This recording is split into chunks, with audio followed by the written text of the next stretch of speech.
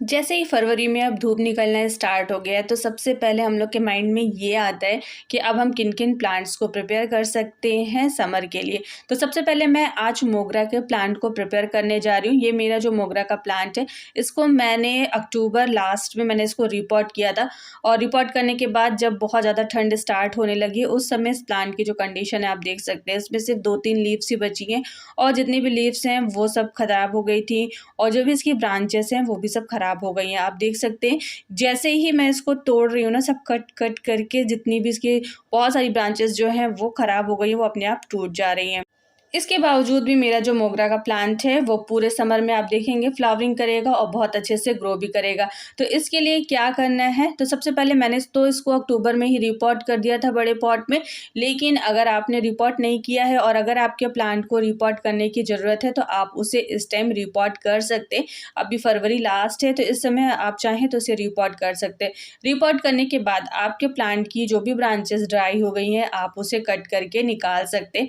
जो ब्रांचेस हाथों से आसानी से टूट जा रही हैं कट करके, ये मतलब कि उस पे फ्लावरिंग नहीं होगी, वो पूरी तरह से सूख गई हैं, तो बस आप उसे हटा दीजिए। और साथ ही साथ जो थोड़ी बहुत भी अगर हरी हैं और हाथों से कट करके नहीं टूट रही हैं तो आपको उसे कटर की सहायता से कट करना है।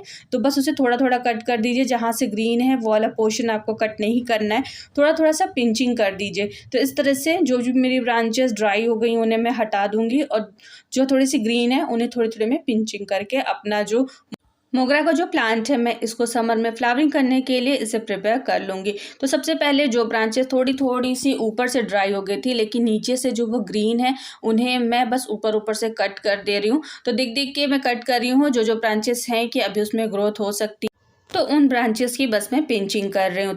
तो अगर आपके पास भी मोगरा का प्लांट है और वो भी बहुत ज़्यादा ड्राई हो गया है तो आप भी उसको देखकर जहाँ जहाँ भी ग्रीन उसमें ब्रांचेस हैं बस उसकी थोड़ी थोड़ी पिंचिंग कर दीजिए। पिंचिंग करने के बाद आप देखेंगे उसमें बहुत ही जल्दी बहुत ही अच्छी ग्रोथ स्टार्ट हो जाएगी और मार्च लास्ट तक उसमें फ्लावरिंग भी स्टार्ट हो जाएगी और आपका प्लांट जो है वो बहुत ज़्यादा घना भी हो जाएगा। मेरा ये प्लांट जो है अभी इस टाइम इसकी कंडीशन ऐसी लग रही है, लेकिन ये समर में बहुत अच्छे से फ्लावरिंग करता है और हर साल मेरे साथ यही होता है कि ठंडी में जो प्लांट है वो इसी तरह से खराब हो जाता है, लेकिन फिर जैसे ही समर आता है मैं उसको फिर से ठीक कर लेती हूँ और ये फिर से बहुत अच्छी फ्लावरिंग भी करता है। तो इस तरह से सभी जितने भी उसमें ब्रांचेस है सभी के मैं पिंचिंग कर लूँगी।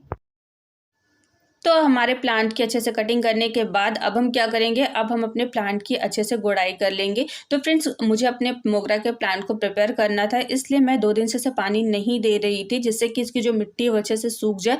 तब मैं इसे अच्छे से कंपोस्ट दूंगी और मैं इसे समर के लिए प्रिपेयर करूँगी। तो हम क्या करेंगे, इसकी अच्छे से गुड़ाई कर लेंगे। गुड़ाई करने के बाद चारों तरफ से हम 2-2 इंच में इसकी जो मिट्टी है उसको हम बाहर निकाल लेंगे। हम मिट्टी को क्यों बाहर निकालेंगे अभी मैं आपको बताती हूँ। तो चलिए जितनी भी इसकी साइड साइड से मिट्टी है हम इसको बाहर निकाल लेते हैं। मिट्टी को बाहर निकाल लिया। बाहर निकालने के बाद अब हम इसे कंपोस्ट देंगे। तो कंपोस्ट देने के लिए आप चाहें तो काउडंग कंपोस्ट या वर्मी कंपोस्ट कुछ भी यूज़ कर सकते हैं। तो ये काउडंग कंपोस्ट और वर्मी कंपोस्ट दोनों है, मैंने थोड़ा थोड़ा इसमें लिया है और साथ ही साथ मैं इसमें थोड़ा सा साफ का जो फंगीसाइड आता है उसको भी मिक्स कर रही हूँ। किसी भी प्लांट को जब हम प्रिपेयर करते हैं तो उसमें हम फंगीसाइड ज़रूर ऐड करते हैं। फंगीसाइड फिर मैं इसमें अब डाल रही हूँ नीम खली।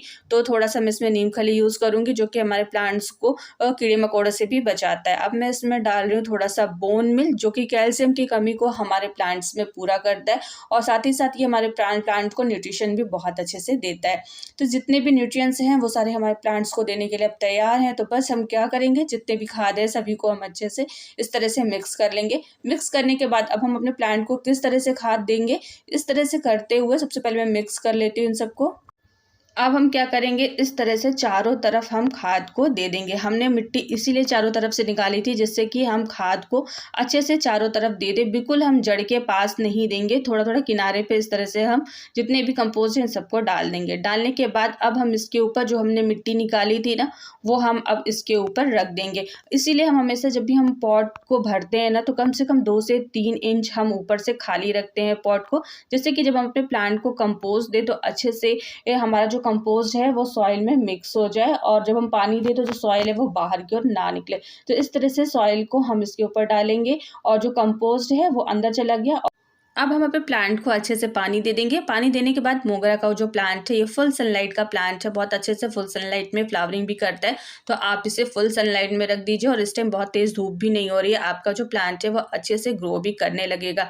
तो अगर आपके पास भी मोगरा का प्लांट है और उसकी भी कंडीशन कुछ इस तरह से है, ड्राई हो रहा है, तो आप इस तरह से उसे प्रिपेयर कर सकते हैं। तो मेरा आज का वीडियो आपको कैसा लगा आप मुझे कमेंट बॉक्स में कमेंट करिएगा।